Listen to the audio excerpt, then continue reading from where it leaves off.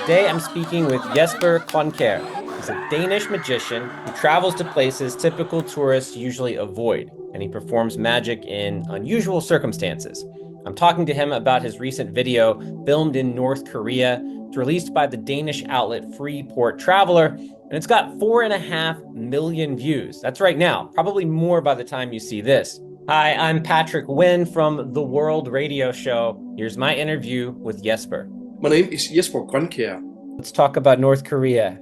How on earth did you arrange with the North Korean government to go there and go to their schools? Tell me. Yeah. I will start another place. I'm a professional magician, as I told you, but I'm also a member of the Avengers Club.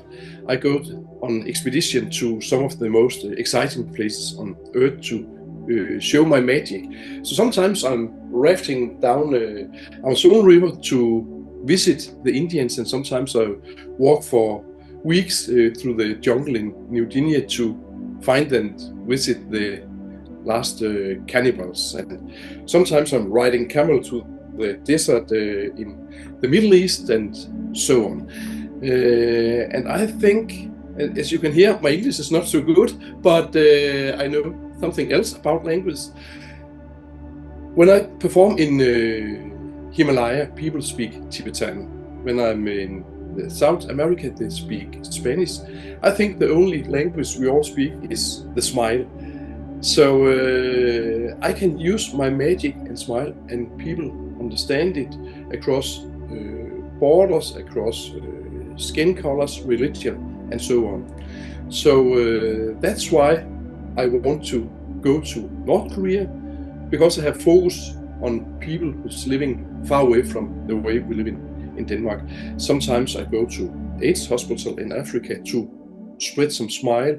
I go to schools for children in India without parents. I go to trash dumps in South America and so on. So that's why I also want to go to North Korea to see, can we use the smile in front of them. How did you make them agree to let you come do this?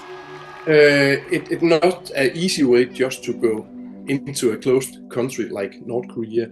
So I have to find a travel agent who cooperate with the North Korean officials, and then we make fill out some papers so they could check my background and know that I don't want to talk politics, I don't want to talk about religion, I don't want to talk about sex and so on. And then they don't understood my concept about magic, so I have to take pictures of all my stuff, my props, my tricks, and then send it to North Korea. But it's a country without internet. It sounds crazy, but they don't have internet in North Korea, they have intranet. So it was slowly processed to send pictures to them and get their answers. Okay. So that's and you went to high school, university, both? I sent them some questions. Is it possible to go to schools, to factories, some other places? In the beginning, they said, no, it's not possible. I also asked, is it possible to come and make magic for Kim Jong Un? They said, no, it's not possible. But some of the questions they accept and say, okay, you can go there, you could go there. But when the day was coming, it was not possible. But sometimes I went to some schools, and it's a funny story, because when I entered the classroom, there was complete silence, and I feel that it was just waiting for me. But the funny thing is, at the table, at the desk, the books was open. Some of them was open, some of them was open at different pages. Some of them was opened upside down. The apparatus they have for the experiments was different kind of apparatus.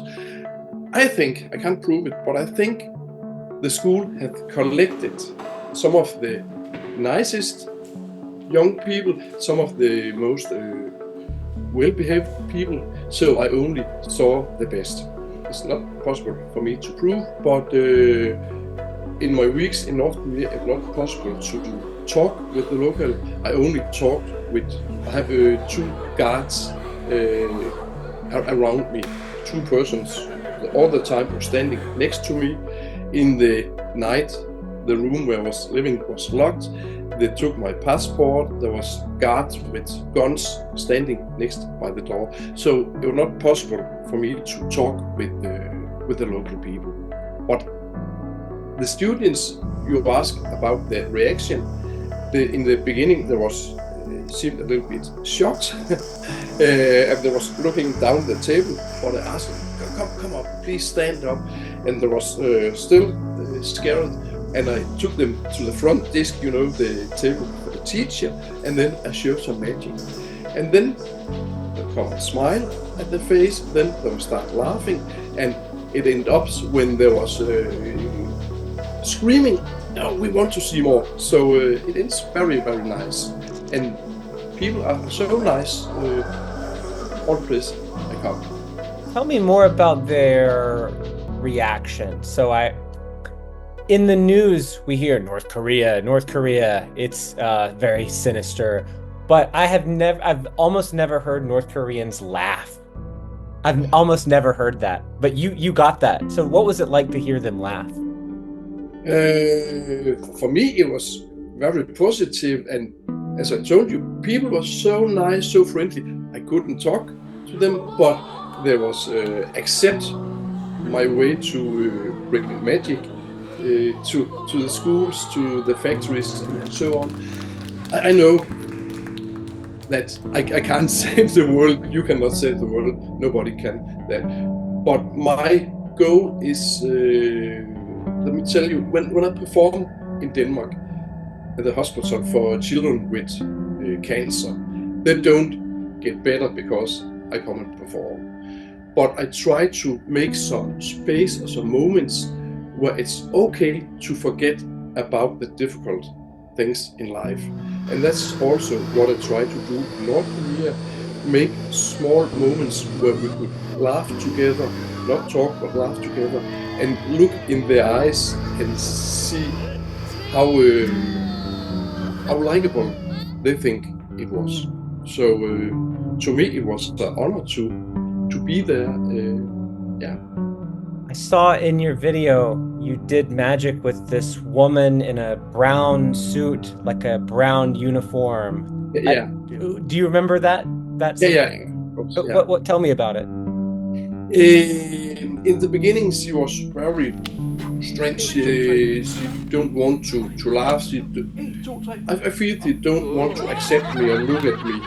But then it was possible to show a trick for another person around her, and then she was look at me and she come close to me, and I could feel that she also want to be a part of it.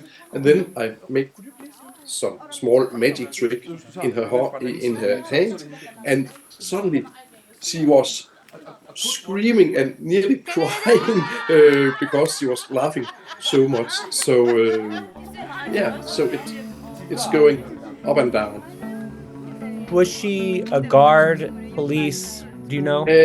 Not a police. I think, again, it was not possible to talk with them, but I think she was a guard from the public place where we was performing together with my guards, 2 guards. One trick you do, you make the red balls pop out of someone's hand. I know you won't tell me how you do it, but yeah, okay. But tell me more about that trick.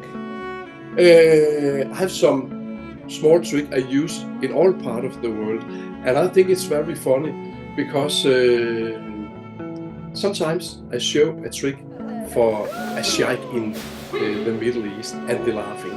Then I go to the tribes in Africa and they laugh in the same way. Then I go to New York and people there are laughing that same way again. So I have some few tricks I use in all parts of the world, and the reaction is always the same. You have seen it, but I have 2 red balls. I disappeared from one hand, and suddenly it's in the girl's hand or something, and it ended up with a lot of red. It looked like small red clown noses. Were you only in Pyongyang? Of course, it was my two guards who told me what to see, what to eat, what to do in North Korea. It was not possible for me to do anything by myself. But because of my plans to go to some schools, it was also possible to go outside Pyongyang. And in Pyongyang, it's, if I use the word rich people, it's not the correct word to use, but you understand me. Because the rich people, they're looking good, they have nice clothes and so on. But when you come to the countryside, it was small, poor, grey people. Every place I travel around the world, I'm say hello, and people answer hello.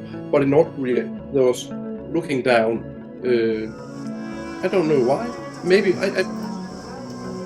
my thought is smile, give a new smile. But if you all the life have been told you're not good enough, then you also become a shy person. Maybe, not sure.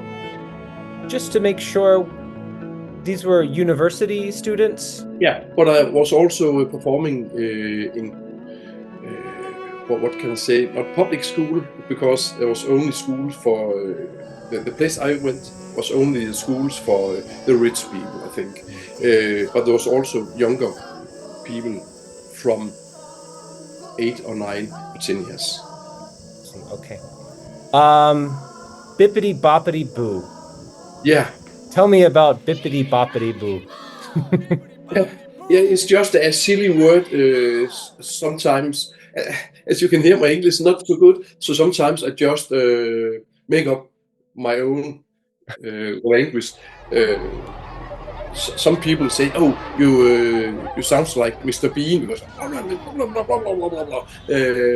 I'm talking some silly language.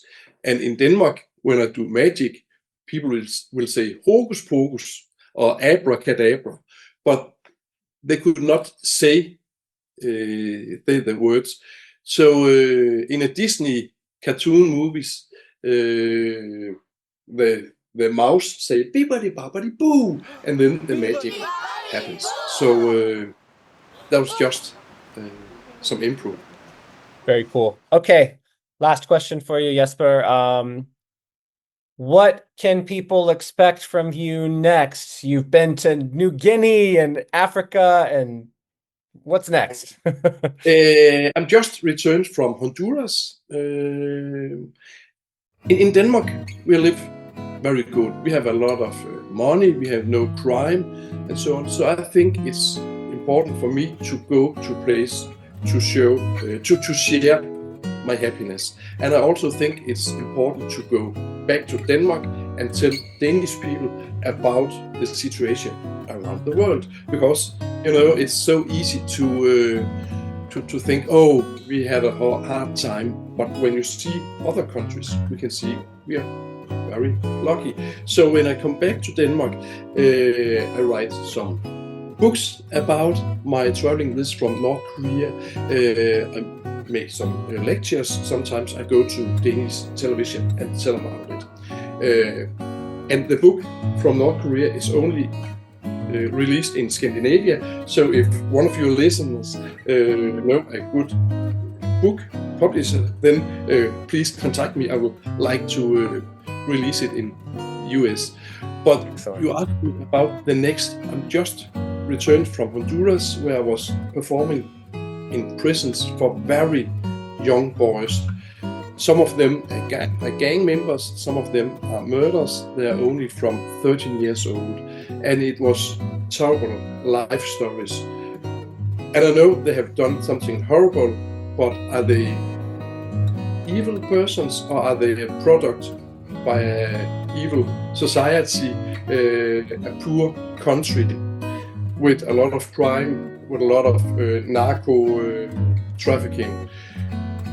So I think it's also important to show them that someone taking care of them. So I was going to prison, make them smile, and in next week, maybe 2 weeks from now, there will be some video clip at YouTube from my travel to Honduras.